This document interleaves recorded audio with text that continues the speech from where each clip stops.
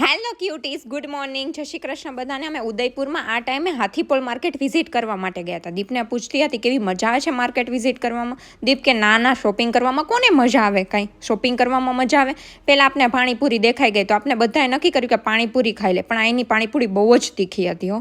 પછી આપણે હાથીપોલ માર્કેટ જવાનું હતું, ત્યાં કાર પાર્કિંગ ન હતું તો આપણે બધા એક રિક્ષામાં બેસીને ગયા. કેવી મોજ પડી ગઈ હો રિક્ષામાં બેસીને જાને. આપણે પહોંચી ગયા હતા હાથીપોલ માર્કેટે. માર્કેટ બહુ મોટી ન હતી પણ થોડીક કોસ્ટલી હતી. ત્યાં બધે એટલા સરસ ચણિયા હતા. એને જે ઉદયપુરનું પ્રોપર રાજસ્થાનનું જે કલેક્શન હતું એ બહુ જ સરસ હતું. બેગનું કલેક્શન એટલું બધું ફાઇન હતું.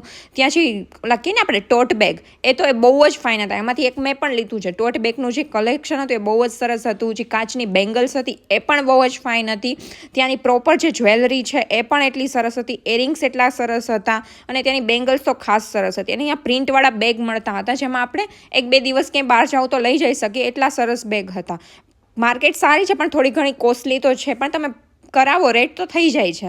ત્યાં ચુન્નીનું કલેક્શન એટલું સરસ હતું. હેન્ડગિંગ ક્રાફ્ટ વસ્તુ એટલી બધી ફાઇન મળતી હતી અને માર્કેટ મોટી હતી અને મજા આવતી હતી કેમ કે દિવાળી હતી તો આપણે માર્કેટમાં તો ગર્લ્સને કોને ના મજા આવે, બસ બોયઝને ના મજા આવે.